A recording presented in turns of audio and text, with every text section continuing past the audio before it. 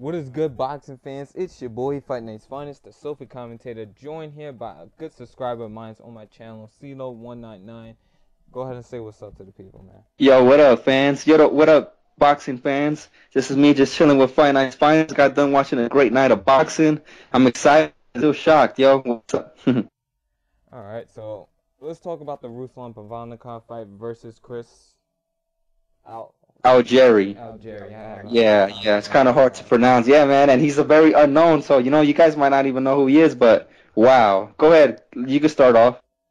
Alright, so for me, I didn't know who he was as a fighter, so I automatically picked Ruslan Provodnikov. I like his style, I like what he was able to do against Mike Alvarado in his last fight. And I also see him, he's trained by Freddie Roach, he works with Manny Pacquiao. I think he's the type of fighter who has a very bright future. So let me go ahead and give you the spoiler alerts just in case anybody doesn't want to sit through the entire review.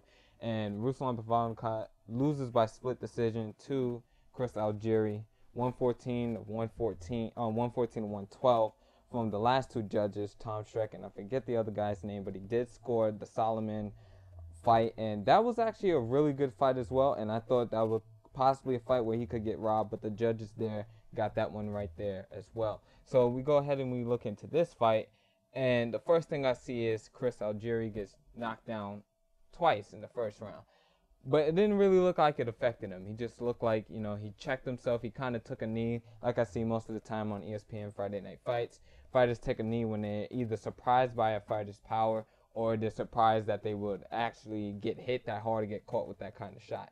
So from there on, he pretty much boxed a really good fight, especially after the third round. Even the second round, he struggled a bit.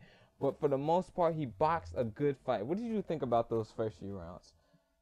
Those first 3 rounds were fucking crazy, to be honest, man. I just seen, like I said, I seen his jab. I didn't hear no commentary. I wasn't, getting brainwashed or nothing, so I got to see the fight for itself. And I seen Chris land that jab over and over again and land some solid shots and taking over the fight from there, to be honest with you. I seen him take over the fight, but Ruslan, as the fight went on, he really started to bring that pressure, and honestly thought he might have got a stoppage, and also that eye started swelling up. So I thought, if he goes desperate, they might even stop it because of the eye, even though Chris was winning. Yeah, so we take a look at the eye, and I noticed this with most fights that go on, is that once a fighter either gets a cut or they get some bad swelling, especially commentary teams like HBO tend to go off about how bad the cut is, and the fighters... Oh, and also, sorry to interrupt you, I was watching Sky Sports, so I've seen a whole different new scorecard, and they had Algieri winning the first 4 rounds. Well, after a couple of the first 4 rounds, yeah, there you go. Sorry, there you go. Go ahead, continue.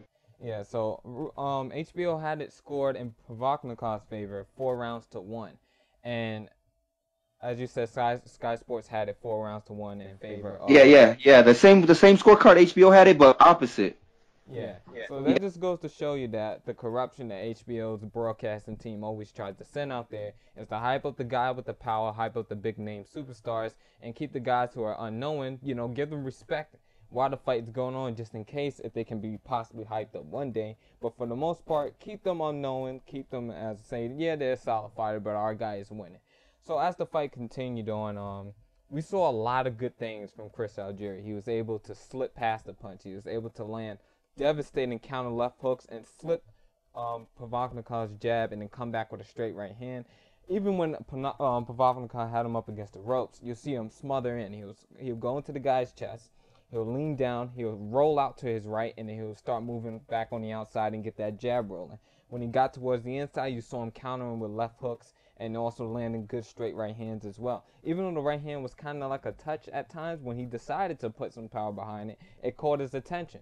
So the fight that I saw from Chris Algieri was like, I can't believe that they even have him losing at this point, because basically from round 3 to round 7, I had him dominating, even round 8 and round 9. Then I saw Provodnikov starting to come back towards the later rounds in rounds 10, 11, and 12. Yeah, exactly. Because let me tell you something. I was gonna say something. Yeah, Sky Sports had it. They had Ruslan Provodnikov fucking up by 1 point at the 11th round. Yeah, man. So fucking Algieri. Would you think he won the 12th round? No, I didn't think he won the 12th round, and I didn't. Yeah, so fucking Sky Sports had him down by 1 point by the 11th round. Well, like one point that I think that was made by Andre Ward was the fact that you can look at this from either people who know boxing and people who know the difference between when a fighter's winning and difference between clean and effective shots. For the most part, most people, when they're watching a fight, they always seem to score it on how hard a guy hits. Yeah, and Ruslan does hit hard, yeah. You know, he's the type of puncher like Pacquiao. When he punches you, you hear the crowd go, ooh, they scream, and you know, and they could convince the judges a little bit.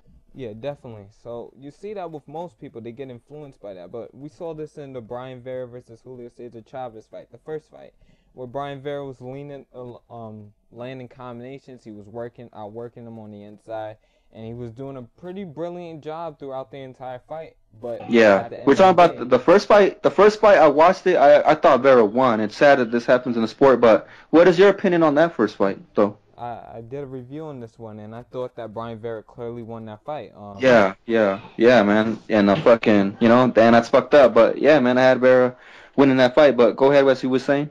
Yeah, so I had Brian Vera winning that fight, and that was just one of those cases where you saw the boxer puncher get on the scorecards get robbed to the bigger puncher and bigger name superstar. When I saw the judges for this, I said, you know what? This fight actually could be scored properly, and that's exactly what ended up happening. So, yeah. I thought they were gonna give it to Ruslan. To be honest with you, I was like, wow, this was a close fight. Like, this is crazy. This was a good night of boxing, man. I really hope a lot of people watch this shit. You know, 'cause this was a good fight. You know, it was two hungry guys. You know, really trying to win. You know, This was a good fight. Yeah, definitely. So we're going to go ahead and cut off the review. I want to thank CeeLo for joining me on this boxing review. Hopefully. Yeah, man. Thank you, man. I appreciate you for having me. And shout out to the boxing fans and the Fight Night Championship fans, man. You know, stick to boxing. We love boxing forever. Yeah, and on that note, we'll say goodnight. All right, man. Peace.